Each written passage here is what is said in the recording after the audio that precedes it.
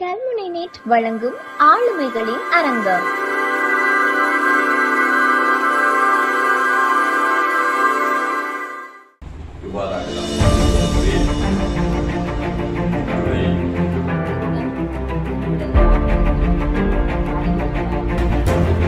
ஒழுக்கம் சார்ந்தது, சமயம் சார்ந்தது, கல்வி சார்ந்தது.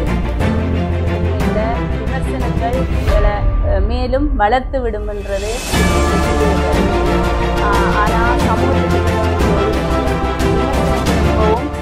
போல. அனைவருக்கும் அன்பு வணக்கங்கள்.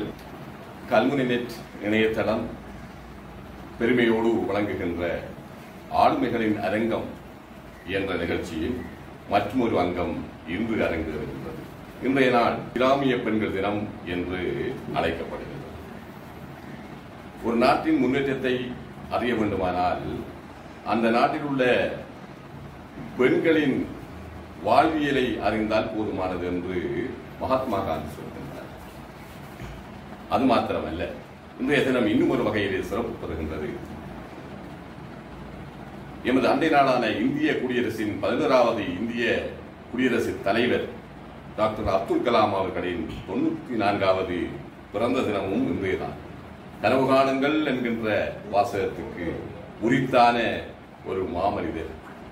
இப்பேற்பட்ட ஒரு சிறப்பு நாளிலே, கிராமிய பெண்கள் தினத்திலே, எமது கிராமிய பெண்களை, அதுவும் இலக்கிய ஆளுமைகளை, அதுவும் பெண் ஆளுமைகளை அழைத்து கல்முனை.net இணையதளம் இன்று ஒரு நேர்காணலை செய்ய இருக்கின்றது. அதற்காகவே நாங்கள் இன்று கூடியிருக்கின்றோம். இங்கு 3 இலக்கிய ஆளுமைகளை சந்திக்கின்றோம். இவர்கள் மூவரும் பட்டதாரிகள். அது ஒரு சிறப்பு. பட்டதாரிகளான இலக்கிய ஆளுமைகளாக இருக்கின்றார்கள். வழமையாக ஒருவரை நாங்கள் பேட்டி காண்பது உண்டு. ஆனால் இம்முறை மூவரையும் வைத்து இந்த கிராமிய பெண்கள் தினத்திலே அந்த நேர்காணலை செய்ய இருக்கின்றோம். எனவே ஆரம்பத்திலே அவர்கள் தொடர்பாக நான் சுருக்கமான ஒரு அறிமுகத்தை சொல்ல வேண்டும். இங்கே வயதில் கூடிய ஒரு மூத்த எழுத்தாளர், எவருக்கெல்லாம் தெரியும், விடை தேடி என்கின்ற ஒரு கவிதை தொகுப்பு நூல் மூலம் நாடறிந்த ஒரு எழுத்தாளர் திருமதி ஜெகதீஸ்வரி நாதன் என்று அழைக்கப்படுபவர். அவருக்கு ஒரு துணை பேர் தம்பிலுவில் ஜெகா என்று சொல்வார்கள். அவர் அம்பாறை மாவட்டத்தின் தென்கோடியில் உள்ள தம்பிலுவிலே பிறந்தவர். 1960களிலே பிறந்து 82களிலே இந்த இலக்கிய துறைக்கு காலடி எடுத்து வைத்து அதன் மூலம் அவர்கள் இந்த இலக்கிய பரப்பிலே இன்று சுடர்விட்டு பிரகாசிக்கின்றார். எனவே இன்னும் பல விடயங்கள் இருக்கின்றன. அவர் இதிலே அந்த ஆளுமையின் ஒரு அங்கமாக இருக்கின்றார். அடுத்ததாக மற்றொரு இலக்கிய ஆளுமையாக நாம் பார்ப்பது இலங்கை அதிபர் சேவையில் இருக்கக்கூடிய சாய்ந்தமரத்தை சேர்ந்த ஒரு சகோதரி ஜனாஃபா நஸ்ரீன் ரிஃப்கா அன்சார் அவர்களை நாங்கள் அடுத்ததாக இங்கே இணைத்திருக்கின்றோம். அவர் சாய்ந்தமரத்திலே பிறந்து கல்முனை மஹ்மூத் பாலியா கல்லூரியிலே பயின்று அங்கு ஆசிரியராகி பின்பு சாய்ந்தமரது அல்ஹிலால் வித்யாலயத்தில் பிரதி அதிபராக, இன்று சாய்ந்தமரது மல்ஹரசன்ஸ் வித்யாலயத்திலே அதிபராக இருந்து கொண்டிருக்கின்றார். இந்த இலக்கிய பரப்பிலே ஒரு நீண்டதொரு பயணத்தை மேற்கொண்டிருக்கின்றார். அவர் தொடர்பாக நாங்கள் மேலும் பேச வேண்டும். அடுத்த ஆளுமை ஒரு இளங்கலைஞர் விருது பெற்ற ஒரு கவிதாயினி, இந்த கல்முனை பிராந்தியத்தை சேர்ந்தவர். நாவிதன்வெளியிலே பிறந்து கல்முனை நெற்பட்டி முனையிலே வாழ்ந்து வருகின்ற மகளிர் அபிவிருத்தி உத்தியோகத்தர் திருமதி மோகன் ஜெனிதா அவர்கள் அடுத்ததாக இனம் காணப்படுகின்றார். அவரது இலக்கிய துறை என்பது சற்று வேறுபட்டது. அவர் சிறுகதையிலும் ஆர்வம் உள்ளவர். ஏனைய பெண் விடுதலை உரிமைகளிலும் சற்று வித்தியாசமான கோணத்திலே அவர் தொழிலுக்கேற்ப இந்த இலக்கியத்திலே பிரணமித்துக் கொண்டிருக்கிறார். வணக்கம் தம்பி விஜயா. வணக்கம் சகா. நாங்கள் அவரை ஏலவே ஒரு சிறு அறிமுகம் மூலம் குறிப்பிட்டிருந்தோம். 82களிலே சாய்ந்தமிழிலே வெளிவந்த கோகிலம் என்கின்ற சஞ்சிகைக்கு இணைய ஆசிரியராக இருந்திருக்கின்றார். அதன் வாயிலாக அவர் நாடறியப்பட்ட 1993களிலே இந்த நாட்டுக்கு நிறைவேற்று அதிகாரத்தை கொண்டு வந்த ஜனாதிபதி A.R. ஜெயவர்தனா அவர்களின் கரங்களினால் கலை கோகிலம் என்கின்ற பட்டத்தையும் அவர் பெற்றிருக்கின்றார். இவ்வாறான ஒருவரை நாங்கள் சந்திப்பதில் மகிழ்ச்சி அடைகின்றோம். கல்முனை இணையதளம் உங்களை அன்போடு வரவேற்கின்றது. நீங்கள் கூற வேண்டும், உங்களது இலக்கிய பிரவேசம் சிறு வயதிலே இடம்பெற்றிருக்கின்றது என்று நான் நினைக்கின்றேன். உங்கள் தகப்பனார் மூலமாகவோ என்னவோ அதை சற்று எங்கள் நேயர்களுக்கு தெரியப்பட்டது. கம்பிரிவில் கிராமத்தை பிரபலமாக கொண்ட நான் செல்வி ஜெகதீஸ்வரி சபாரத்தினம் என்னும் பேரில் தான் முதல் கவிதை எழுதினேன்.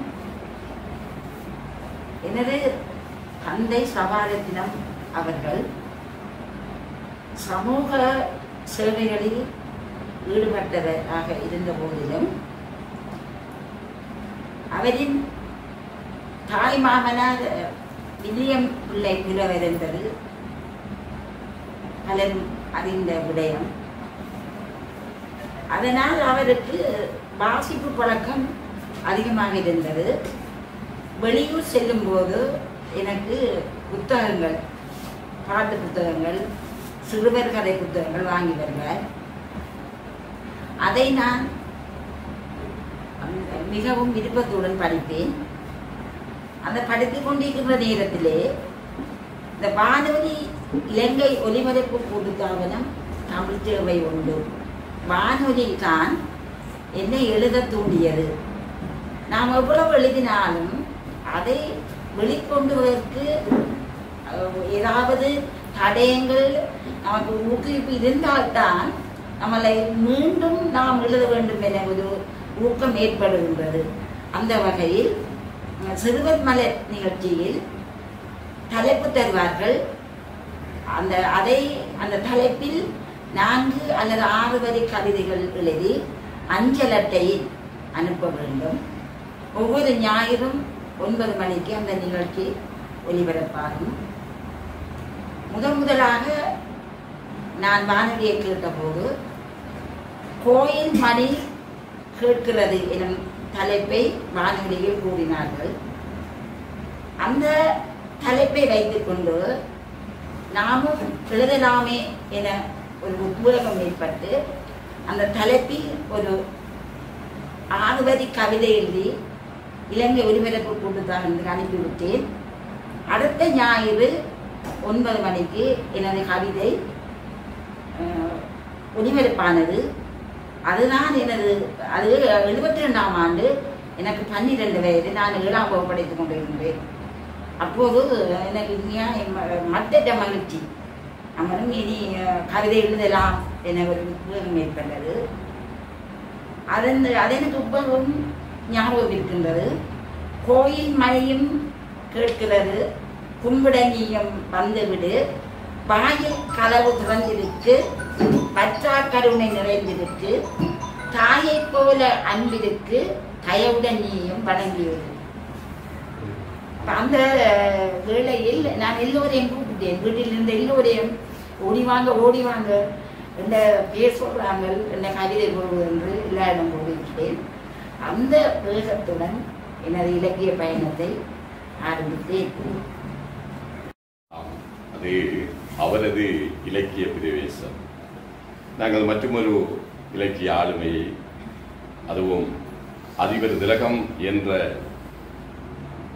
விருதை பெற்ற ஒரு சகோதரியை நாங்கள் சந்திக்கின்றோம். ஆம், அஸ்ஸலாமு அலைக்கும் ஜனாபா ரிஃப்கா அன்சார் அவர்களே. நீங்கள் இந்த கல்வித்துறையிலே துறை போன ஒருவர், நீங்கள் ஒரு பட்டதாரியாக, கல்வி முகாமைத்துவ டிப்ளோமா பட்டதாரியாக, அதற்கும் அப்பால் ஒரு ஆங்கில டிப்ளோமா பட்டதாரியாக, அதற்கும் அப்பால் கல்வி முதுமானி பட்டதாரியாக எல்லாம் நீங்கள் பல கல்வித்துறையிலே சாதனை படைத்திருக்கிறீர்கள். அது மாத்திரமல்ல, இலங்கை அதிபர் சேவையிலும் சித்தியடைந்து இன்று ஒரு தன்னிகர் இல்லாத ஒரு அதிபராக திகழ்கின்றீர்கள். சாய்ந்தவரது மல்கர்சன்ஸ் மகாவித்யாலய அதிபர் என்பது ஒரு ஆளுமை மிக்க ஒருவரால் தான் நிர்வகிக்க முடியும் என்ற அந்த இடத்திலே நீங்கள் இருந்து அதனை செய்து வருகின்றீர்கள்.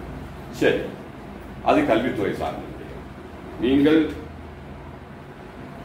இந்த இலக்கிய துறையில் உங்களது பிரவேசம் சிறு வயதில் அமைந்திருக்கின்றது. உங்களது பிரவேசம் எப்படி அமைந்தது என்பதை சற்று சொல்லுங்கள். நான் கிழக்கு மாகாணத்தில் அம்பாறை மாவட்டத்தில் சாய்ந்தமருது என்னும் ஊரில் பிறந்தவர். ஆரம்ப கல்வி, இடைநிலை கல்வி, உயர்கல்வி மற்றும் அனைத்தையும் கல்முனை மஹமூத் மாலிக் கல்லூரியில் கற்றேன். எனது பாடசாலை காலத்தில் வெளியிடப்படும் மாதாந்த காலாண்டு சந்திகைகளில் சிறிய சிறிய ஆக்கங்களை நான் எழுதுவேன். அப்போது கூடுதலாக இல்லாவிட்டாலும் ஒரு சில வேளைகளில் எனக்கு அந்த வாய்ப்பு கிடைத்திருக்கிறது. அதன் பிற்பாடு நான் ஏஎல் எடுத்ததன் பிற்பாடு சிறிய கவிதைகளை நான் எழுத தொடங்கினேன். முதலில் சீதன சீரழிவு என்ற ஒரு கவிதையை ஆக்கினேன். இந்த எழுத்துத்துறை என்னுடைய தகப்பனாரிலிருந்து வந்தது. அவர் ஒரு கவிஞர், வரலாற்று ஆய்வாளர், ஆங்கில ஆசிரியர், கல்முனை மஹமூத் மாலிக் கல்லூரியின் பிரதி அதிபராக கடமையாற்றியவர், தற்போது ஓய்வு பெற்றிருக்கின்றார். அவருடைய எழுத்துத்துறையில் ஏற்பட்ட அந்த ஈர்ப்பு தான் என்னை இந்த துறைக்கு இழுத்து வந்தது.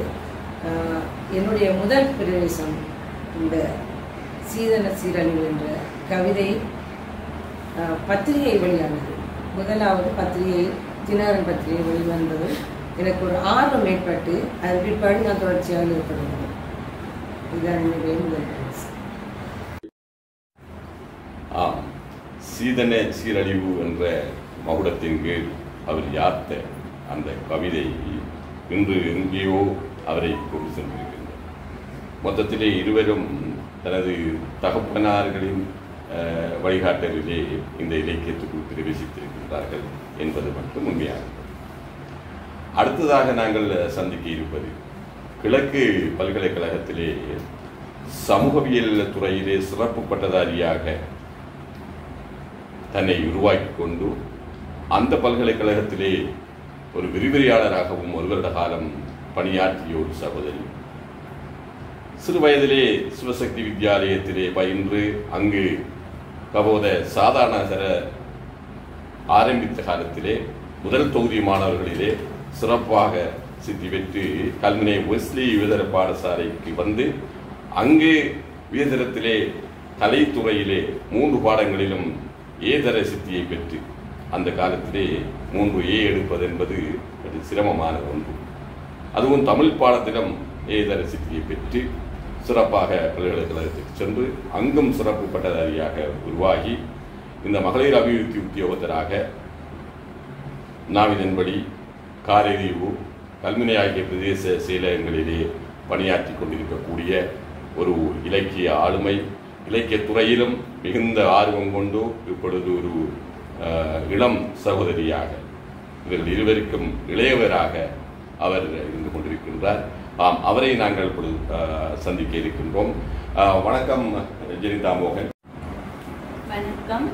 அனைவருக்கும் அன்பின் பணிவு. அனைவர் மனங்களிலும் சாந்தியம் சமாதானம் நிலவ இறைவனின் ஆசியை வேண்டியவளாக நான் அம்பாறை மாவட்டத்தில் மத்திய முகாம் நாவிதம்பள்ளியில் பிறந்து நெற்பட்டி முனையில் வசித்து கொண்டிருக்கிறேன்.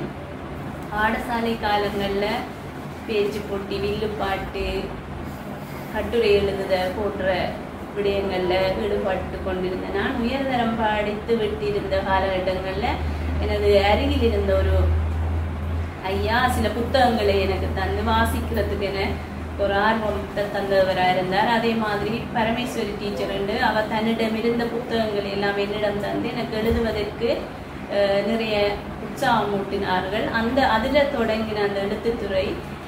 அதுக்கு பிறகு நான் பல்கலைக்கழக காலத்தில் உதவி விரிவுரையாளராக இருக்கிற அந்த காலகட்டத்தில் யுத்த கடைசி காலகட்டம், அந்த நேரம் அகதிகளாக அதிகமானவர்கள் இடம்பெயர்ந்து அல்லற்பட்டு கொண்டிருந்த அந்த காலகட்டத்தில் நான் இருந்த விடுதியில் ஒரு 3 தற்கொலைகள் தொடர்ந்து நடந்து கொண்டிருந்தது. அப்போ அது எனக்கு ஒரு தாக்கத்தை ஏற்படுத்தி இருந்தது. அந்த நேரம் தற்கொலை தரும் கவன ஈர்ப்பு என்ற தலைப்பில் ஒரு கட்டுரை எழுதியிருந்தேன். அது வீரேசரி, தினகரன் போன்ற பத்திரிகைகளில் வந்தது. அதற்கு எனக்கு நிறைய உற்சாகங்கள், ஆர்வப்படுத்துகிற விடயங்கள் இருந்தது. தொடர்ந்து எனக்கு எழுதணும் என்று ஒரு விடயமாக இருந்தது. அதைத் தொடர்ந்து பல்கலைக்கழக கலாட்டங்களில் வந்த வெளி போன்ற சஞ்சிகைகள், நூல்கள் போன்றவற்றத்துக்கு தொடர்ந்து நான் கட்டுரைகளை எழுதி கொண்டிருந்தேன். அதே மாதிரி வெளிநாடு சென்ற ஒரு தாய், அதனால் அந்த ஒரு பிள்ளைக்கு வந்த ஏக்கம், வானத்து மாரிமலைக்கு இயங்குவது போல் அந்த பிள்ளை தெருவோர மரங்கள் வானத்து மாரிமலையை எதிர்பார்ப்பது போல் அந்த பிள்ளை தன்னை தாயிட வரவுக்காக பார்த்திருக்கன்னு சொல்லி ஒரு கவிதை எழுதினேன். அந்த ரெண்டும் எனக்கு மேலும் எழுத வேணும் என்ற உற்சாகத்தை தந்தது. அதை தொடர்ந்து தற்போது பல்வேறு விடயங்களில் ஈடுபட்டுக் கொண்டிருக்கிறேன். எழுத்தாளர் ஜெனிதா மோகன் தனக்கு இலக்கிய பிரவேசத்துக்கு களம் அமைத்தது பல்கலைக்கழகம் என்ற ரீதியிலே அவரது பதில் அமைந்திருந்தார். யாதும் ஊரே யாவரின் கேளீர் என்று கனியன் பூங்குன்றனார் கூறியிருக்கின்றார். அவர் இந்த எழுத்தாளர்களை பற்றி சொல்லுகின்ற பொழுது, பெரியோரை வியத்தல் இளமே, சிறியோரை இகழ்தல் அதனிலும் இளமே. பெரியோரை வியத்தல் ஒரு பெரிய விடயமல்ல, தேவையே இல்லை.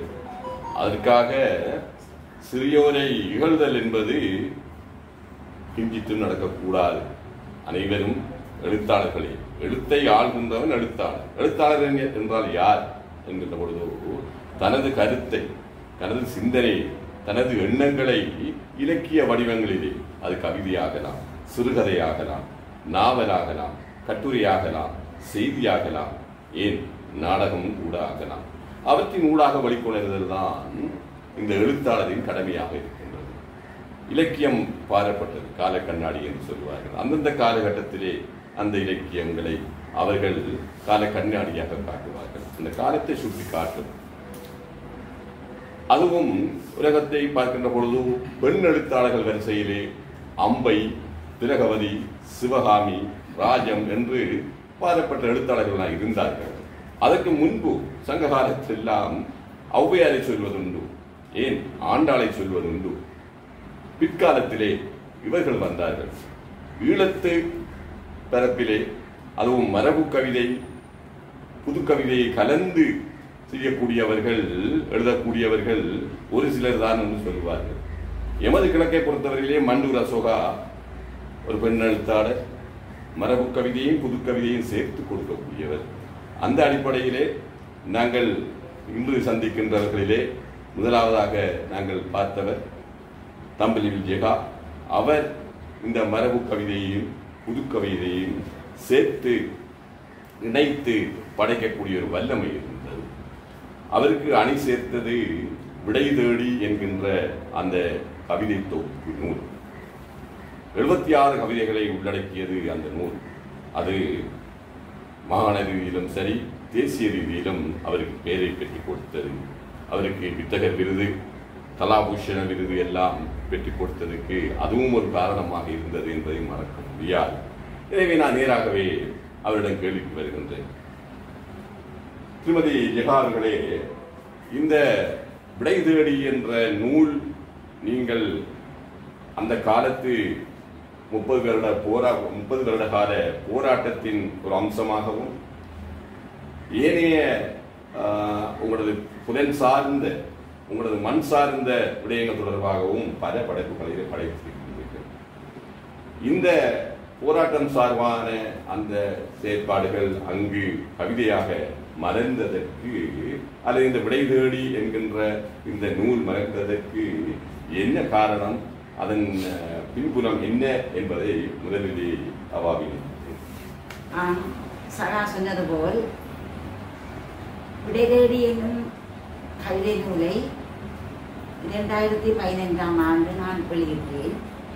அதற்கு முன்பு திருக்கோவில் பிரதேசத்தில் வாழ்ந்த முல்லை வீரக்குட்டி, குறிஞ்சிவாணன் என்னும் 2 கவிஞர்களுடன் நானும் இணைந்து மரபு கவிதை புத்தகம் ஒன்றை வெளியிட்டோம். அதன் பெயர் இன்னும் விடியவில்லை. 1998ஆம் ஆண்டு அந்த நூல் வெளியிடப்பட்டது. அது 3 தொகுதியான நூல்.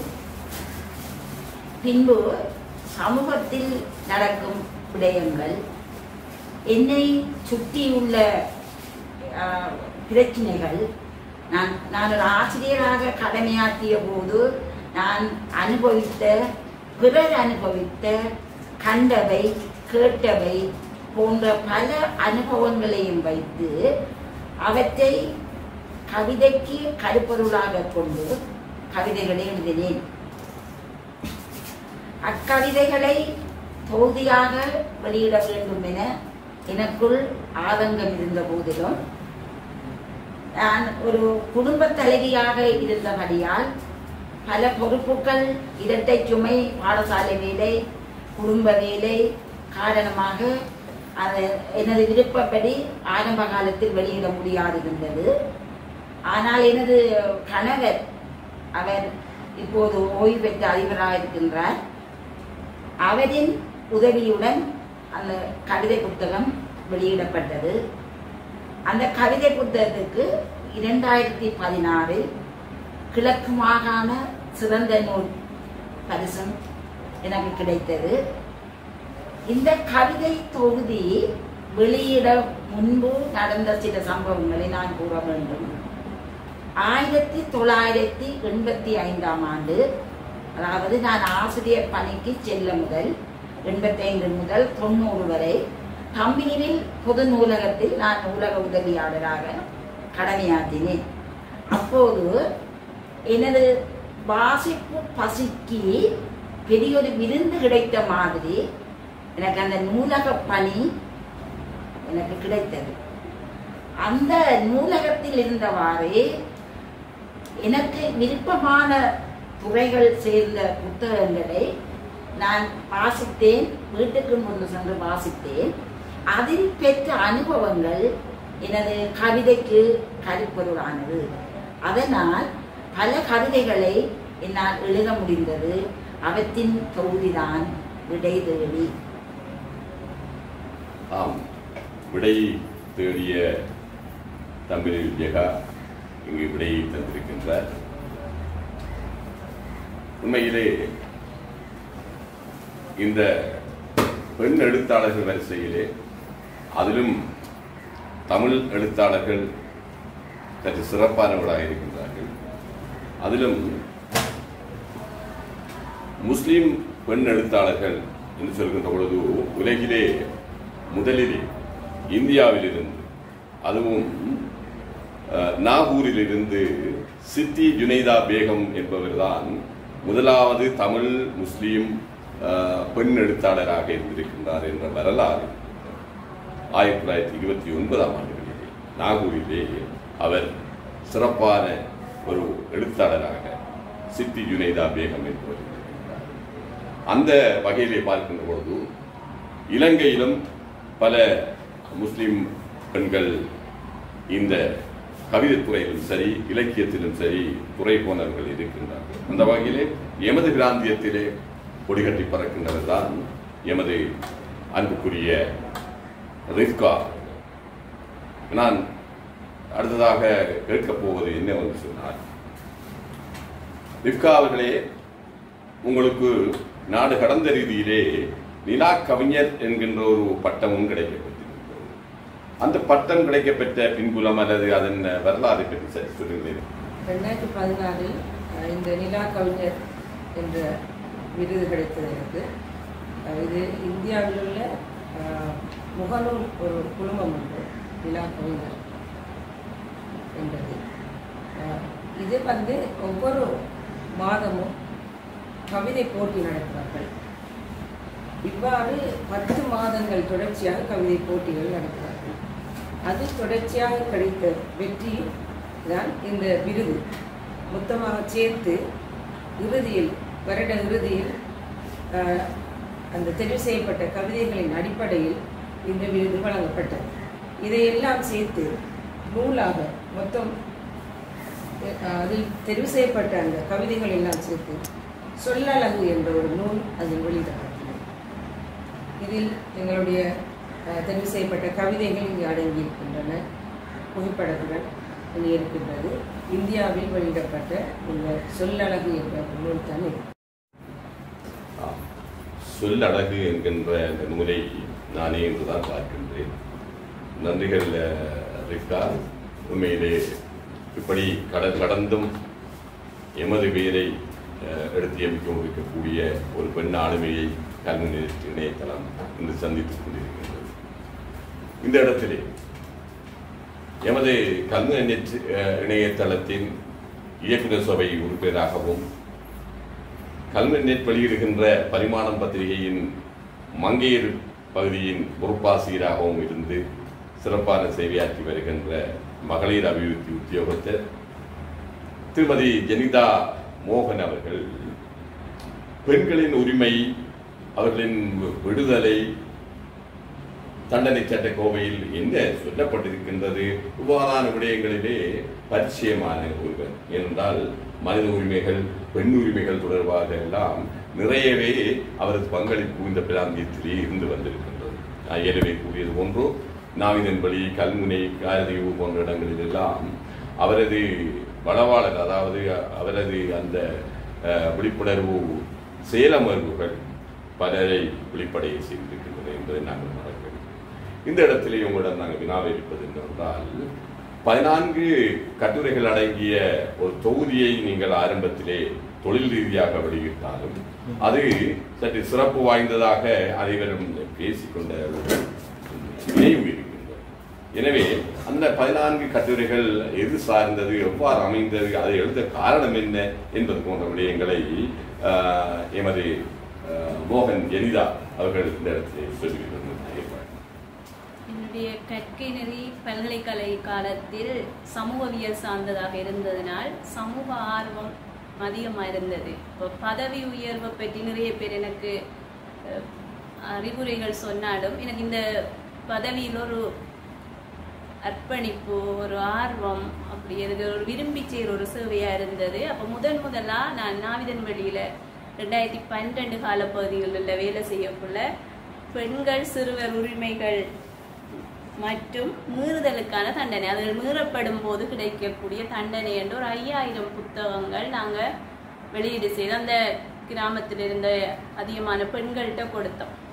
அதில் கிடைக்கப்பட்ட ஒரு பின்னூட்டல் என்னவாக இருந்ததுன்னா, இப்போ ஒரு பஸ் போக்குவரத்தில் போகக்குள்ள ஆரம்ப காலங்களில் பெண்கள் ஹேண்ட்பேக்கில் ஊசி அப்படியான விஷயங்களை வச்சுட்டு போகிறதும், ஆனால் இப்போ நாங்கள் இந்த புத்தகத்தை எங்களோட ஹேண்ட்பேக்கில் வச்சுருக்கோம். எங்களுக்கு 6வது பஸ்ஸில் ஏதாவது தொல்லப்படுத்துகிற நேரம் இந்த புத்தகத்தை தூக்கி இதுக்கு இது அந்த தண்டனை என்று சொன்னால் அந்த ஆக்கள் கொஞ்சம் விலை போகிறாங்கன்ற மாதிரி சில கருத்துக்கள் எங்களுக்கு கிடைச்சது. அப்போ அதில் ஏதோ ஒரு மாற்றம் சமூகத்தில் வருது. அப்போ இதை நாங்கள் தொடர்ந்து செய்யணும்ன்ற நோக்கத்தில் இதை தொடர்ந்து காரதீவில் நான் அதே நேரம் எங்களோட நாவிதம்பள்ளியில் அரசு சேவையை பெற்றுக்கொள்வதற்கான அந்த விஷயத்திலே நாங்கள் எல்லாரும் சேர்ந்து ஒரு டீமாக இந்த புத்தகம் ஒன்றை வெளியீடு செய்திருந்தோம். அதனை தொடர்ந்து காரதீவில் பெண்களுக்கு எதிரான வன்முறைகளும் அதற்கான தண்டனைகளும், அப்போ சமூகத்தில் தற்கொலைகள், கொலைகள், விவாகரத்து, தாபரிப்பு வழக்குகள் இப்படியான விஷயங்கள் இடம்பெற்று கொண்டிருக்கிறத அறிஞ்சு அது சம்பந்தமான தண்டனைகள், சிலருக்கு அந்த தண்டனைகள் தெரியும் போது குற்றங்கள் குறையும் என்ற நோக்கத்தில் இந்த புத்தகத்தை ஒரு கையேடாக காரதீவில் வெளியீடு செய்தேன். அதற்கு முதல் நான் சொன்னதே போல ஏற்கனவே என்னுடைய பத்திரிகைகளில் வந்த கட்டுரைகள் எல்லாமே அதில் வந்த கட்டுரைகள் ஒவ்வொன்றும் ஒரு 13 கட்டுரைகள் தொகுப்பு தொடர்பாக ஒரு புத்தகம் 2017 நாவிதம்பள்ளியில் நான் வேலை செய்யக்குள்ள இந்த புத்தகத்தை வெளியீடு செய்தேன். இதற்கு நூலக ஆவணமாக்கல் அமைச்சு அனுசரணை வழங்கியிருந்தவங்க 275-500 புத்தகங்கள். ஆனால் என்னிடம் ஒரு சில புத்தகங்கள் தான் இருக்கு. அவ்வளவு புத்தகமும் ஒரு பயனுடையதாக சென்றடைந்திருக்கு இந்த சமூகத்துக்கு. அதனைத் தொடர்ந்து காரதீவில வேலை செய்யக்குள்ள இல்லத்து வழக்காடண்டு இதுவும் அதோட சம்பந்தப்பட்டது. இதுக்கு ஹெப்ஷோன்ற ஒரு நிறுவனம் அனுசரணை வழங்கி இருந்தவங்க இந்த புத்தகம் நாங்கள் வெளியீடு செய்திருந்தோம். இது சமூகத்துல பல்வேறு மாற்றங்களை கொண்டு வந்தது. இதுல விழிப்படைஞ்சி முன்னேறி கொண்டு போற பிள்ளைகள் அவங்களோட நன்றிகளை சொல்லக்குள்ள இதை செய்யணும்ன்ற ஒரு எண்ணம் வந்த விளைவாகத்தான் அண்மையில பெண்ணே விழித்தெடு என்ற கட்டுரை, இதுவும் எங்களுடைய கல்முனை நேற்றைய பத்திரிகைகள்ல வந்த கட்டுரை இருக்கிற தொகுப்பாக இதுல 19 கட்டுரைகள் இதுல தொகுப்பாங்க. அதுல 13 கட்டுரை, இதுல 19 கட்டுரைகள் தொகுப்பாக இந்த புத்தகம் வந்தது. இது கூர்மதி என்ற அரசாங்கத்தால் வெளியிட பெற்ற ஒரு புத்தகம். இதுலேயும் ஒரு சில கட்டுரைகள் இருக்கு. இது இந்தியாவில் வெளியீடு நான் எழுதிய கவிதைகளுக்கு கிடைத்த அந்த சர்டிபிகேட் என்ற தொகுப்பா இருக்கு. உண்மையில் இதை பற்றி நான் கொஞ்சம் சொல்ல வேணும். நான் ஒரு சிகிச்சை இடம் பெற்றிருந்த காலகட்டத்தில் எலும்பே இல்லாமல் இருந்த ஒரு கட்டத்தில் ஒரு மூத்த எழுத்தாளர் வீடு தேடி வந்து என்னுடைய தாயிட்ட பழைய ஒரு டயரி எடுத்து அதுல கொண்டு போய் 2 கவிதைகள் இந்த புத்தகத்துல வந்திருந்தது. இதுக்கு பிறகுதான் அதிகமா நான் கவிதைகளை புத்தகங்களுக்கு எழுதின எனக்கு ஒரு பின்புலமா அந்த எழுத்தாளர் இருந்தார். உண்மையில நான் அவருக்கு இந்த இடத்துல நன்றி சொல்லணும். அது மாதிரி நாங்க மங்கையர் பகுதி அவளோட தொகுப்பும் நான் மங்கையர் பகுதி ஆசிரியராக இருந்து செய்த கட்டுரைகள் அந்த பகுதியில தொகுப்பாக இது இருந்தது. அதே மாதிரி இதெல்லாம் என்னுடைய புத்தகங்கள்ல சூர்யா, பெண்கள், கீரல், நீங்களும் எழுதலாம், ஏனைய பத்திரிகைகள்ல வந்த கவிதைகள் தொகுப்பாக இது இருக்கு. இது நான் என்னால மேற்கொள்ளப்பட்ட சில செய்திகள். இது என்னுடைய கட்டுரைகள். இது காற்று வெளி என்று ஒரு லண்டன்ல ஒரு இதுல அப்படி சில வெளிநாடுகள்லையும் சில கவிதைகள் கட்டுரைகள் வந்திருக்கு. அதோட தொகுப்பாக இது இந்த விடயங்கள் இருக்கு. ஆரம்ப காலத்தில் மரபு கவிதைகளை நான் புதிய வெளியிட்டேன் என்று ஈழரை கூறினேன். பின்பு 90ஆம் ஆண்டு எனக்கு ஆசிரியர் நியமனம் கிடைத்தது. நூலகத்தில் பணியாற்றிய பின்பு ஆசிரியர் நியமனம் கிடைத்த பின்பு மாணவர்களுக்கு புதுக்கவிதை பற்றி கற்பிக்க வேண்டும் என கட்டம் வந்தது. கற்பிக்க வேண்டிய கட்டம் வந்தது. அந்த நாம் கற்பிப்பதென்றால் நமக்கு தெரிய வேண்டும். அதாவது நாம் புதுக்கவிதை என்ன என்றால் அறிந்த பின்புதான் மாணவர்களுக்கு அதை செவ்வனே கற்பிக்க வேண்டும். ஆகவே நான் புதுக்கவிதையில் எழுதுவதற்கு என்னை தயார்படுத்த வேண்டும். அதற்காக பல புதுக்கவிதைகள் அடங்கிய கவிதை தொகுதிகளை பெருமளவு வாசித்து அதில் அந்த கவிஞர் சொல்லுகின்ற விடயத்தை இலகுவாக வாசகர் மத்தியில் பதியக்கூடியவாறு எவ்வாறு சொல்லுகின்றார், அதை சொல்வதற்கு அவர் கையாண்ட உத்திகள் என்ன, எவ்வையான உத்திகளை கையாண்டு அவர் வெற்றி பெற்றார் இந்த நுட்பங்களை நான் அறிந்து கொண்டேன். அறிந்து அந்த உதாரணமாக உயர்தர மாணவர்களுக்கு தமிழ் பாடம் கற்பிக்கும் போது புதுக்கவிதைகள் என்ற ஒரு பகுதியும் இருந்தது. அதற்கு தமிழ் தின போட்டியில் விமர்சனம் எழுதுகிற ஒரு போட்டியும் இருந்தது. மரபு கவிதையும் வரும், புதுக்கவிதையும் வரும். அந்த புதுக்கவிதைகள் முக்கியமான அம்சங்கள் அந்த படிமம், சொல்லாட்சி, அதை எவ்வாறு வாசகர்கள் மத்தியில் மதிக்க வேண்டும் என்ற அந்த உத்திகளை நான் தெரிந்து கொண்டு எழுதத் தொடங்கினேன்.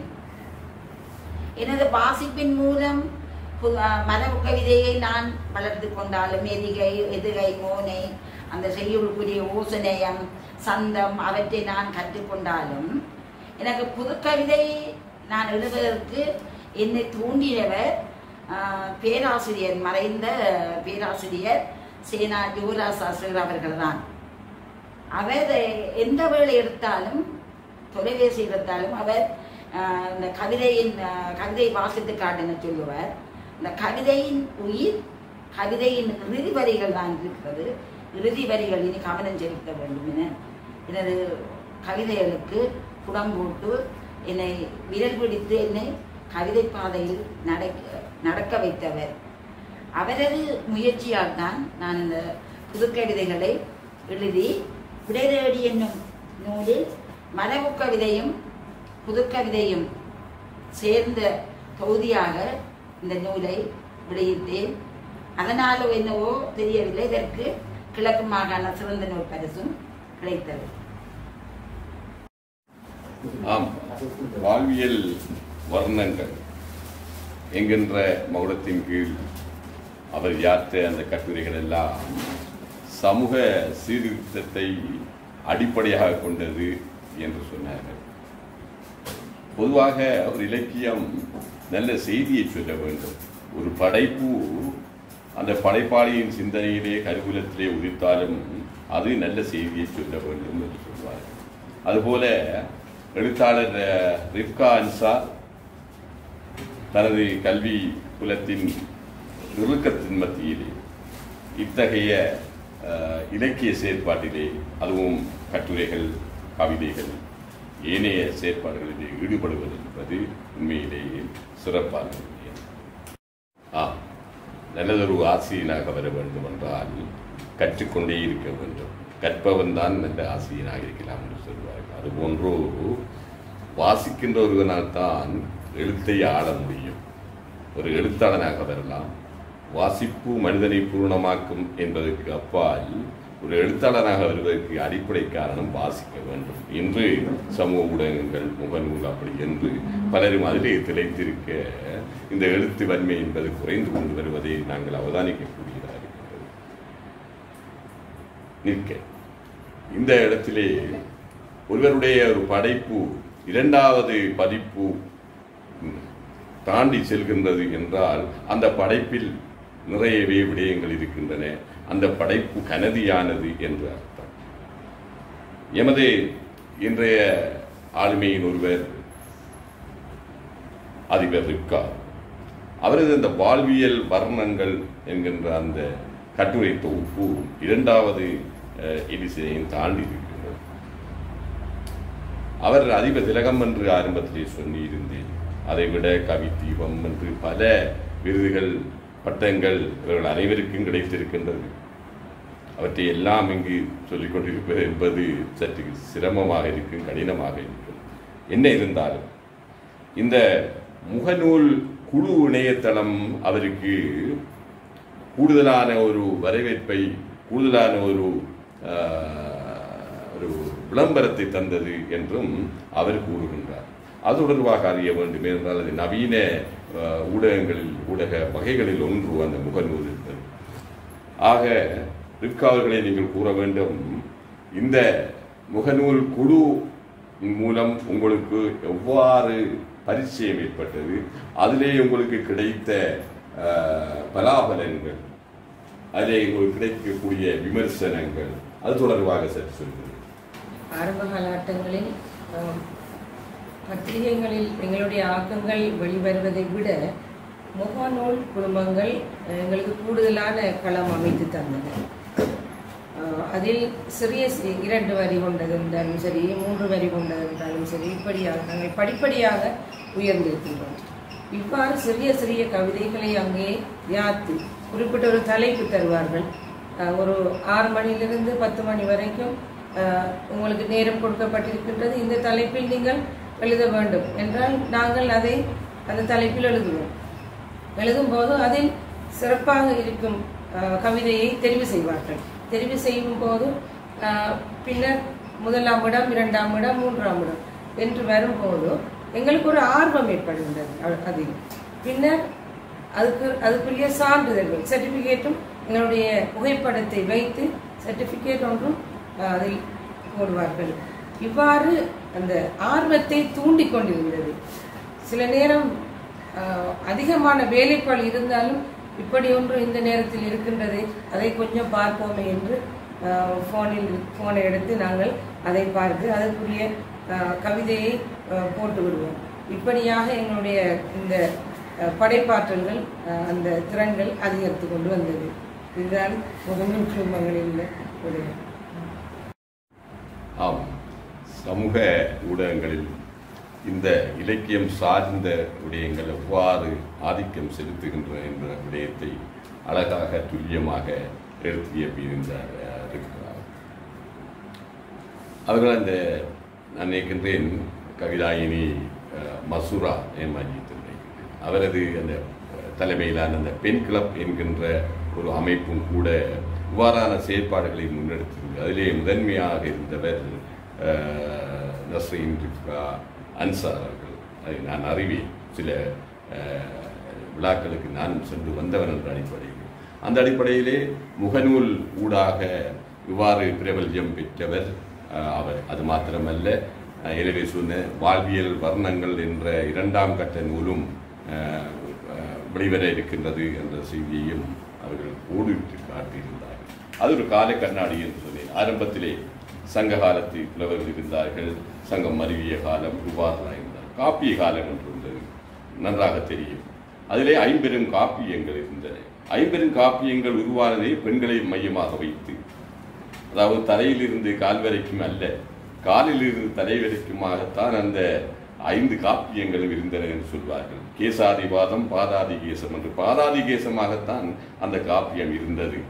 காலிலே அணிகின்ற சிலம்பு சிலப்பதிகாரமாக இருந்தது. அறையிலே வருகின்றது வளையாவதியாக இருந்தது. கையிலே குண்டலகே காதிலே குண்டலகேசியாக இருந்தது. இப்படியாக ஆக இறுதியாக சீவக சிந்தாமணியாக இருந்தது தலையிலே. ஆக பெண்களை மையமாக வைத்து 50 காப்பியங்கள் உருவாகியது. இவ்வாறு இந்த காப்பியங்கள் இதிகாசங்கள் எல்லாம் பரவலாக இலக்கியங்களாக வெளிவந்து இன்று இந்த கவிதை வடிவங்கள் அல்லது ஏனைய இலக்கிய வடிவங்களாக முடிந்து கொண்டிருப்பதை நாங்கள் காணக்கூடியதாக இருக்கின்றது. இந்த வழியிலே சிறப்பு ஒரு பட்டதாரியாக இருக்கக்கூடிய எமது இளம் எழுத்தாளர் கவிதாயினி ஜெனிதா மோகன் அவர்கள் இங்கு மாத்திரமல்ல வெளிநாட்டு சஞ்சிகைகளிலும் அவர் இடம் பிடித்திருக்கின்றார். புரூனை, இந்தியா, ஆஸ்திரேலியா போன்ற நாடுகளிலே வெளிவருகின்ற சஞ்சிகைகளிலும் அவரது புது கவிதை ஏன் சிறுகதை கூட வெளியாகி இருக்கின்றது. அதுவும் ஒரு இலக்கிய வடிவம். ஸோ அது தொடர்பாக நாங்கள் நிச்சயமாக அவரிடம் கேட்டு அறிந்து கொள்ள வேண்டும். ஆகவே ஜெனிதா, நீங்கள் அந்த சிறுகதை கவிதை தொடர்பாக வெளிநாடுகளில் வெளிவந்த அந்த ஆக்கங்கள் படைப்புகள் தொடர்பாக எமது கல்விநெட் நேயர்களுக்கு சற்று அறிவித்தார்கள். நண்பர்கள், உறவுகளூடாக வெளிநாடுகளில் இருப்பவர்கள் கேட்டுக்கொள்வதற்கு நாங்கள் சில கவிதைகள், கட்டுரைகள், சிறுகதைகளை அவர்களுக்கு அனுப்பி வைப்பேன். அந்த விடயங்கள் சிட்னி உதயசூரியனில் கடந்து வந்தால் போதும் என்ற ஒரு கவிதை ஒன்று வந்திருந்தது.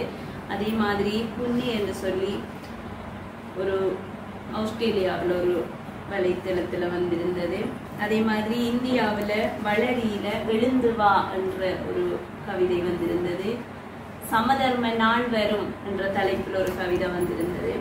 அதே போன்று சூர்யா பெண்கள் அதில் சில காத்திருக்கிறாள் விடியலுக்காக என்ற தலைப்புகளில் சில கவிதைகள் வந்தது. அதோட சில வாழ்த்துப்பாக்கள், அஞ்சலிக்குரிய கவிதைகள், சர்வதேச மகளிர் தின அதுகளை முன்னிட்டு கவியரங்கம், அப்படியான சில நிகழ்வுகளில் சமூக வலைத்தளங்களில் என்னுடைய கவிதைகள் வந்திருந்தது. அதே மாதிரி நாவிதன்வழி நாவழியில் பெண்ணேனி பூந்தோட்டம் எனும் தலைப்பில் ஒரு சில கவிதைகள் வந்திருந்தது. அகரம் துஷ்யந்தனுடைய புத்தகத்தில் பெண் தானே என்று பேரும் பேசும் உலகம் எனும் தலைப்பில் ஒரு கவிதை வந்திருந்தது. உனக்கான உலகம் எனும் தலைப்பில் ஒரு கவிதை. இவ்வாறு பல்வேறு கவிதைகள். முனையத்தில் அன்றொரு நாள், நினைவில்லையா அன்னை, காத்திருக்கிறாள் விடியலுக்காக, அழகான வாழ்வு, பாடுபடும் பெண்ணே, வரலாறு முன்னே பேசும், பெண்ணென்றால் களமிறங்கு கண்ணே என்று ஏதோ சமூகத்துக்கு சில விடயங்களை சொல்ல வேணும் என்றதுக்காக சில விடயங்களை உள்ளடக்கியதாக, புன்னகை பூக்குமா, மங்கையே நீ மனந்திறந்து பேசு என்று சமூக விழிப்புணர்வுகளை ஏற்பட, விடியல் தரும் விளக்கே, சாதனைகளே சரித்திரமாகட்டும், அழகோவியமே தேவதை என் மகளாக நீ கர்வமாக எழுந்தினில் இவள் போன்ற பல்வேறு தலைப்புகள்ல நான் மகான் அல்ல, அழகே அழகு, சமாதானம், அன்பு அன்னையே எனும் பல்வேறு தலைப்புகள்ல பல்வேறு கவிதைகள் என்னால், அதாவது சமூகத்தில் ஒரு சில விடயங்களை சொல்ல வேண்டும் என்பதற்காக, அதுவும் எளிய வடிவில் சென்றடைய வேண்டும் என்பதற்காக நாங்கள் குப்பைகளை சுமந்து கொண்டு செல்வதற்கு குப்பை தொட்டி அல்ல, நாங்கள் பூமரங்களை சுமந்து நிற்கும் பூந்தோட்டம் என்ற இந்த சில வரிகள் மற்றவர்களை கவருது. அதனால் அவங்களோட மனதில் சில மாற்றங்கள் ஏற்படுத்துது. அதனால் அவங்களோட மன அழுத்தங்கள் குறையுது, அவர்களுடைய எண்ண அலைகள் மாறுது. அதற்காக ஏதோ உங்களால் கிடைக்கிற நேரத்தில் ஏதோ சமூகத்துக்கு செய்யணும் என்ற நோக்கத்தில் சில வரிகள் எங்களால் படைக்கப்பட்டு கொண்டிருக்கின்றது. கனியன் பூங்குன்றனார் யாதும் ஊரே யாவரும் கேளீர் என்றார். அதுபோல இங்கு இருக்கக்கூடிய படைப்பாளிகள் இந்த இலங்கையில் மாத்திரமல்ல, வெளிநாடுகளிலும் அவர்களது அந்த வீச்சம் பரவி காணப்படுகின்றது என்பதற்கு மூவரும் உதாரணமாக இருக்கின்றார்கள். பொதுவாகவே இவர்களது கவிதைகள், கட்டுரைகள், ஏனைய விடயங்கள் எல்லாம் இலங்கையில் இருக்கக்கூடிய நாளிதழ்களிலே வீரகேசரி, தினகரன் பற்றி பல நாளிதழ்கள் வந்திருக்கின்றன.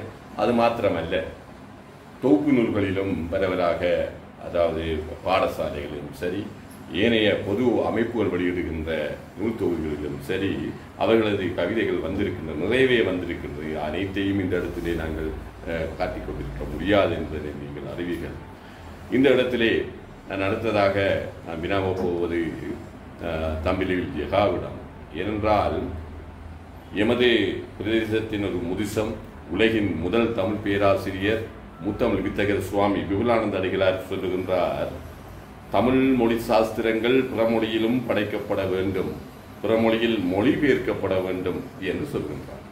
அந்த வகையிலே எமது இந்த சாஸ்திரங்கள், எமது இந்த ஆக்கங்கள், எமது இந்த படைப்புகள் பிறமொழியிலும் படைக்கப்பட வேண்டும், அது பிறமொழியிலும் மொழிபெயர்க்கப்பட வேண்டும் என்று அந்த அடிப்படையிலே தமிழில் ஜெகா அவர்கள் சற்று விஞ்சி காணப்படுகின்றார். அவரது படைப்புகள் ஆங்கிலத்திலே மொழிபெயர்க்கப்பட்டிருக்கின்றன. ஒரு சில கவிதைகள் அது ஒரு தொகுதியாக வந்திருக்கின்றது. அது தொடர்பாகத்தான் இப்பொழுது நான் உங்களுக்கு அதை சொல்ல போகின்றேன். அது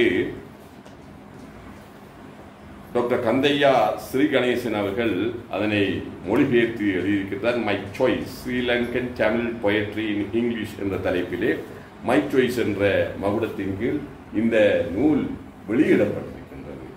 இதிலே எமது இன்றைய ஆளுமைகளில் ஒருவரான தம்பிரிவில் ஜெகாவின் கவிதையும் கவிதைகள் அங்கு மொழிபெயர்க்கப்பட்டிருக்கின்றன.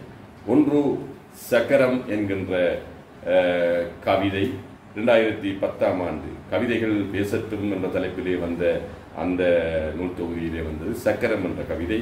த bee, my brother is 12, he rides a bike deftly, I too would love to ride out. இப்படியாக அந்த கவிதை தொடர்கின்றது. அதே போன்று மற்றொரு அழகான கவிதை சுமைகள். இல்லற வண்டியை இழுக்கும் ஒற்றை மாடாக இருக்கிறேன், சமையல் துணி துவைத்தல் தையல் செய்யும் போதெல்லாம் எத்தனையோ கவிக்கருக்கள் என்னுள் உருவாகும், அவற்றை சுமக்கின்றேன், ஆனால் பிரசவிக்க முடியவில்லை. ஒருபுறம் காகிதமும் பேனாவும் அடைக்கின்றன, மறுபுறம் பிள்ளைகள் அழுகின்றனர், அம்மா பசிக்கிறது, எனது பசி அடங்குகிறது. இவ்வளவுதான் அந்த கவிதை. அதை அழகாக பேர்டன் என்ற தலைப்பிலே அழகாக மொழிபெயர்த்திருக்கின்றார்கள். I am alone but pulling the family car. அப்படியாக அந்த தம்பிரிவில் ஜெகா என்கின்ற அந்த ஆளுமையின் கவிதைகள் இங்கு மொழிபெயர்க்கப்பட்டிருக்கின்றது என்று நினைக்கின்ற பொழுது உண்மையிலேயே இன்றைய இந்த சந்திப்பு, கிராமிய பெண்கள் தினமான இன்றைய நாளிலே இந்த சந்திப்பு உண்மையை நிறையவே பல விடயங்களை சொல்லுகின்றன. எனவே இறுதியாக நான் தம்பிரிவில் ஜெகா அவர்களிடம் ஒரு வினாவை தொடுக்க இருக்கின்றேன். இத்துணை சிறப்பான ஒரு ஆளுமை மிக்க நீங்கள் 64 வயதை அடைந்திருக்கின்றீர்கள். அதாவது அந்த ஜெனரேஷன், அந்த சந்ததிக்குரியவர்கள் 3 சந்ததியினை இணைத்திருக்கின்றோம் இங்கு. அந்த முதலாவது சந்ததிக்குரிய நீங்கள் தற்சமயம் எழுதி கொண்டிருக்கின்ற அல்லது எழுத இருக்கின்ற அந்த எழுத்தாளர்கள், பயிலுநர்களுக்கு உங்களது அனுபவத்தின் மூலம் எதனை கூற விளைகின்றீர்கள் என்ற விடயத்தை சொல்ல வேண்டும். சந்தோஷமான இந்த சூழலிலே எங்களுடன் எங்களது ஆக்கங்கள் மடிந்து விடாது, அது இன்னும் பல தலைமுறையினருக்கும் செல்ல வேண்டும் என்பதற்காக இளம் மாணவர்களை கவிதைகள், கதை, கட்டுரைகள் போன்ற பல்வேறு இலக்கிய வடிவங்களை புனைய வேண்டும் என நான் பலமுறை வலியுறுத்தியிருக்கின்றேன். நான் ஒரு ஆசிரியராக இருந்த காரணத்தினால் அதை நிறையவே செய்திருக்கின்றேன் என நினைக்கின்றேன். எனது வீட்டின் அருகில் உள்ள சஞ்சிகா என்னும் ஒரு மாணவி, இயல்பாகவே அவருக்கு கவிதை எழுதும் திறன் இருக்கின்றது. அவரது திறனை இனங்கண்டு என்னிடமுள்ள கவிதை புத்தகங்களை நான் கொடுத்தேன். அவர் வாசித்து விட்டு இப்போது பல கவிதைகளை எழுதியிருக்கின்றார். அண்மையில் அது ஒரு தொகுதியாகவும் வர இருக்கின்றது. அத்துடன் தமிழில் திருநாவுக்கரசு நாயனார் குருகுலத்தில் கல்வி கற்ற எனது மாணவன் எஸ். கார்த்திகேசு என்பவர், அவர் ஒரு ஊடகவியலாளரும் கூட. அவர் சொன்னார், டீச்சர் உங்களோட இன்னும் முடியவில்லை இந்த கவிதை புத்தகத்தை நான் படித்த பிறகுதான் எனக்கு கவிதை எழுதணும் என்ற ஒரு ஆர்வம் வந்தது. அதனால் நான் கவிதைகளை எழுத தொடங்கினேன். இப்போது நான் ஒரு தொகுதி வெளியிடுவதற்குரிய கவிதைகளை தயார்படுத்தியிருக்கின்றேன் என்று என்னிடம் வந்து காட்டினார். அந்த கவிதைகளை எனது கணவர் செவ்வை செய்து அதை டைப் செய்து கடிகார பறவை என்னும் பெயரில் அந்த கவிதை நூல் வெளியிடப்பட்டது. எனக்கு உண்மையிலே மிகவும் மகிழ்ச்சியது. அந்த வெளியீட்டு விழாவை நாங்கள் இருவரும் முன்னின்று நடத்தி வைத்தோம். இவற்றுக்கெல்லாம் காரணம் சகா கேட்டது போல், சத்தியில் இருந்தால் தான் அகப்பெயின் வரும் என்பது பழமொழியாக இருந்தாலும் கூட அது தத்துவம் நிறைந்தது. நாம் கண்டவற்றை, கேட்டவற்றை அல்லது பிறர் அனுபவித்தவற்றை, நாம் அனுபவித்த விடயங்களை, நமது உணர்வுகளை வெளிப்படுத்துவதுதான் இலக்கியம். ஏதோ ஒரு இலக்கை நோக்கி வெளிப்படுத்துவது. அதற்கு வாசிப்பு மிக மிக அவசியம். வாசிக்கும் போது அதில் வரும் சொற்கள், அதில் வரும் கற்பனை திறன், அந்த கதாபாத்திரங்களைப் போல நாம் மற்றவர்களை நாம் பாவனை செய்தல் போன்ற பல்வேறு விடயங்கள் நாம் வாசிக்கும் போது வரும். இப்போது நான் கவிதை மட்டுமல்ல, சிறுகதைகளை எழுதியிருக்கின்றேன். அது பிரதேச செயலக மட்ட பிரிவில் மாவட்ட ரீதியாக பரிசு பெற்ற கதைகளும் இருக்கின்றது. அந்த கதைகள் நான் எழுதுவதற்கு காரணம் வாசிப்புத்தான். நான் வாசிக்கும் போது அதில் வார உத்திகளை நான் எனது கவிதைக்கு கருவாக நான் எடுத்துக்கொள்வேன். சுருக்கமாக சொல்ல போனால், வாசிப்புத்தான் ஒரு மனிதனை எழுத தூண்டுகின்றது. அந்த மனிதன் சாதாரண மனிதனாக அல்லாமல் ஒரு எழுத்தாளன் அல்லது ஒரு கவிஞன் என்ற சிறப்பு பெயர் அவனுக்கு வர வேண்டுமாயின் அவன் பல புத்தகங்களை, அதாவது தேனீக்கள் பல மலர்களிடம் உள்ள தேனை எவ்வாறு எடுத்து தேன் கூடு கட்டுகின்றதோ அதே போல அந்த நூல்களாகிய புத்தகங்களில் உள்ள விடயங்களை எடுத்து அவற்றை நாம் ஒரு கூடாக கட்டி அந்த புத்தக வடிவம் கொடுக்கும்போது அதில் ஏற்படும் திருப்தி இருக்கின்ற ஆத்ம திருப்தி ஒன்று நமக்கு ஏற்படுகின்றது. ஆகவே வளர்ந்து வரும் சமூகம் காகித புத்தகங்களை படிப்பதை விட்டு முகநூல்களை அதிகமாக படிப்பதனால் அந்த வாசிப்பு பழக்கம் தற்போது அற்று போகின்றது. அவர்கள் தாங்களும் ஏதாவது படைக்க வேண்டும் என விரும்பினால் நிறைய வாசிக்க வேண்டும் என கூறுகின்றேன். ஆகவே எனது இறுதியான கூற்று வாசிப்பவனே வாழ்பவன், வாசிப்பவனே எழுதுபவன். கவிதை, கட்டுரை என்பவற்றிற்கு மேலதிகமாக ஆய்வு கட்டுரைகளும் நான் வெளியிட்டிருக்கின்றேன். சில ஆய்வரங்குகள், உதாரணமாக 2016 நடத்தப்பட்ட உலக இஸ்லாமிய இலக்கிய மாநாட்டில் ஆய்வு கட்டுரை ஒன்று. அதன் தலைப்பு முஸ்லிம்களின் இசை மரபு, கலை இசை மரபு பற்றி என் ஆய்வு கட்டுரை வெளியிட்டது. அதன் பிற்பாடு அம்பாறை மாவட்ட முஸ்லிம்களின் பாரம்பரியம், வரலாறு, இந்த விடயங்கள் தொடர்பாகவும் எனது ஆய்வு கட்டுரைகள் வெளிவந்தன.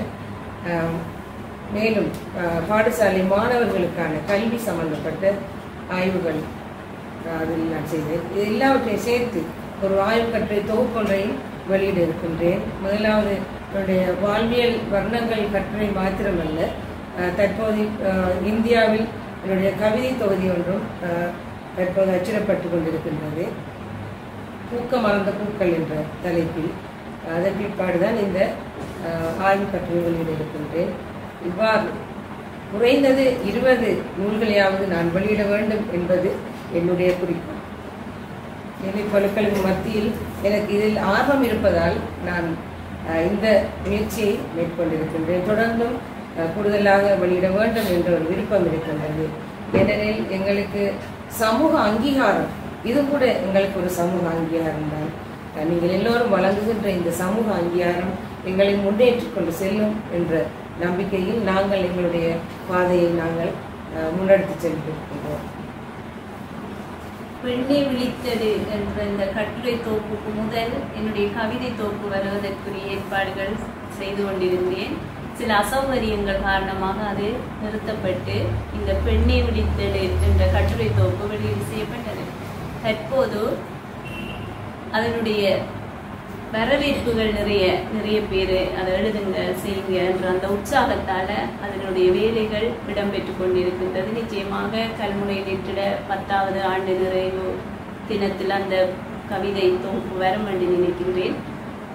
கவிக்கோர்வை என்ற அண்மையில் இலகுமான பண்பாட்டு அலுவல்கள் திணைக்களத்தால் வெளியிடப்பட்ட கவிக்கோர்வையிலேயும் என்னுடைய ஒரு கவிதை வந்தது. அவ்வாறு வருக தந்த கவிதைகள், அதாவது பெண் கிளப் போன்ற யௌவனம் இந்தியாவில் அப்படி நிறைய புத்தகங்கள்ல வந்த கவிதைகள், நான் சமூக வலைத்தளங்கள் எழுதப்பட்ட கவிதைகள் எல்லாத்தையும் தொகுத்து அது ஒரு கவிதை தொகுப்பாக என்னுடைய நீண்ட கால ஒரு ஆசை. அது விமர்சனங்கள் எப்போதும் வரவேற்கப்பட வேண்டும் என்பது விவேகானந்தர் வாக்கு. ஆனால் உண்மையில விமர்சனங்கள் எங்களை மேலும் வளர்த்து விடும் என்றது என்னுடைய கருத்து. ஆனால் சமூகத்துக்கு சொல்ல வேண்டிய ஒரு விஷயம், விமர்சனங்கள் எப்பவும் சாண்ட்விச் போல ஒரு வகையான அதுக்கு பிறகு அதன் ஒரு சுவையூற்ற கறி, அதுக்கு பிறகு என்ற ரீதியில், அதாவது ஒரு நல்ல விஷயத்தை சொல்லி, அதாவது ஒரு பாசிட்டிவான விஷயத்தை சொல்லி அங்கே மாற்றப்பட வேண்டிய விஷயங்களை சொல்லி திரும்ப ஒரு பாசிட்டிவை சொல்லக்குள்ள அவங்களுக்கு ஒரு உற்சாகமா இருக்கும். இது என்ன கவிதை, இவங்கெல்லாம் கவிஞர்களா என்று சொல்லக்குள்ள நிறைய பேர், இப்போ நாங்கள் பெண்களோட வேலை செய்கிறார்கள், இப்படியான விமர்சனங்களை எதிர்கொள்ளக்கூடிய ஆட்கள், சமூக பார்வைகள் என்ற ரீதியில் அதை ஒதுக்கக்கூடிய ஆட்கள். ஆனால் எங்களை போல எல்லா பெண்களும் இருப்பாங்களா, எல்லா எழுத்தாளர்களும் இருப்பாங்களான்றது கேள்விக்குறி. எனவே எப்பவும் அந்த விமர்சனங்கள் ஒரு நேர்நிலையான தன்மையை சொல்லி மாற்றப்பட வேண்டிய விஷயங்களையும் சொல்லும் போது அது ஒரு சமூகத்துக்கு ஆரோக்கியமான எழுத்தாளர்களை உருவாக்கும். அந்த விதத்தில் இந்த கவிதை தொகுப்புக்கு பின்புலமாக கல்முனை நெட் உறுப்பினர்கள் இருக்காங்க, என்னுடைய நண்பர்கள் இருக்காங்க, உறவினர்கள் இருக்காங்க. எனவே அந்த கவிதை தொகுப்பு விரைவில் வரும் என்று நினைக்கிறேன். அதற்கு இறைவனுடைய ஆசையும் கிடைக்க வேண்டும் என்று இந்த சந்தர்ப்பத்தில் கேட்டுக்கொள்கிறேன். உறுதியாக ரிப்கா அவர்கள் நல்லதொரு உத்வேகத்தை இளம் சந்ததி கொடுத்திருக்கிறார். 20 நூல்களையாவது வெளியிட வேண்டும் என்று. பூக்க மறந்த பூக்கள் என்ற தலைப்பிலே ஒரு கவிதை தொகுதி, வாழ்வியல் வர்ணங்கள் என்ற 2வது தொகுதி. இவ்வாறாக நாம் செய்ய போகின்றேன். இத்துணை இறுக்கத்தின் மத்தியிலே கல்வித்துறையிலே அதிபராக இருப்பது என்பது எத்துணை சாத்தியம் என்பதை அனைவரும் அறிவார்கள். அவ்வளவு கஷ்டத்தின் மத்தியிலே அதாவது நெருக்கமான நிகழ்ச்சி நிரலின் மத்தியிலே இந்த இலக்கியத் துறையிலும் 20 நூல்களை படைக்கின்றார் என்கின்ற பொழுது உண்மையிலேயே அதுக்கு நாங்கள் பாராட்ட வேண்டும். அவ்வாறான செயற்பாடு என்பது இளம் சந்ததிக்கும் ஒரு நல்லதொரு முன்னுதாரணமாக அமையும் என்ற விடயத்தை சொல்லி எமது தமிழில் ஜெகா அவர்கள் அவரது உரையிலே கூறியிருந்தாக இயலவே ஒன்று கவிதையும் கத்தரிக்காயும் இதெல்லாம் வாசிக்க எமக்கென்ன நேரம் என்று யோசிக்கின்றவர்கள் மத்தியிலே நாங்கள் கவிதை எழுதி கொண்டிருக்கின்றோம். இன்னும் இலக்கியம் வாழ்ந்து கொண்டிருக்கும், எப்பொழுதும் வாழும் என்ற அந்த மகுடத்தின் கீழ் அவர் அங்கு அந்த நம்பிக்கையான ஒரு ஒடுக்கீட்டை வீசி இருக்கின்றார். அதே போல ஜெனிடா ஒரு இளம் ஒரு எழுத்தாளர், அவருடைய அந்த அவர் பல சவால்களை சந்தித்து இன்று முன்னேறி நல்லதொரு நிலைக்கு வந்திருக்கின்றார்கள். தொடர்ச்சியாக அவர்கள் இந்த படைப்புகளை படைக்க வேண்டும் என்பதுதான் கல்முனை நெற்றின் அவாவும் கூட. அதே போல எமது எழுத்தாளர் ரெக்கா அன்சார் அவர்கள், அதே போன்று பழம்பெரும் எழுத்தாளர் எமது தமிழில் ஜெகா அவர்கள், இவர்களெல்லாம் அவர்களது வேலைப்பாடுகளுக்கு மத்தியிலே இன்று இந்த கல்முனை மாநகருக்கு வந்து கல்முனை நெட் இணையதளத்தின் இந்த ஆளுமைகளின் அரங்கம் என்ற நிகழ்விலே இன்றைய அதாவது கிராமிய பெண்களின் தினத்தை ஒட்டிய இந்த நிகழ்விலே கலந்து கொண்டிருப்பது என்பது சிறப்பம்சமாகும். உங்களுக்கு நன்றிகளை தெரிவிக்கின்றோம். அதேவேளை கல்முனை நெட்டின் ஸ்தாபகர், அதன் பணிப்பாளர் கட்டாரில் இருந்து கொண்டிருக்கின்றார் கேதீஸ் அவர்களின் நெறியாள்கையிலே இங்கு இந்த அரங்கை வடிவமைத்திருக்கக்கூடியவர்கள் திருவாளர் சந்திரமோகன் அவர்கள், திருவாளர் புவிராஜா அவர்கள், திருவாளர் சாந்தகுமார் அவர்கள், திருவாளர் அருளானந்தம் அவர்கள், இவர்கள் இந்த அரங்கை வடிவமைத்திருக்கிறார்கள். இதேவேளை இந்த நேர்காணலை கச்சிதமாக தத்துவமாக படப்பிடிப்பை ஈடுபட்டுக் கொண்டிருக்கிறார்கள் திருவாளர் மாதவராஜா மிதுர்சன் அவர்கள், திருவாளர் நடராஜா சௌவியதாசன் அவர்கள், திருவாளர் பவி மோகன். இவர்களுக்கு எல்லாம் நன்றிகளை கூறி இவ்வளவு நேரமும் இந்த மகளிர் தின இந்த நேர்காணலை கேட்டுக்கொண்டிருக்கக்கூடிய பார்த்துக் கொண்டிருக்கக்கூடிய அத்தனை நேயர்களுக்கும் அன்பு வணக்கங்களை கூறி வசனத்தை கூறி விடைபெறுகிறேன்.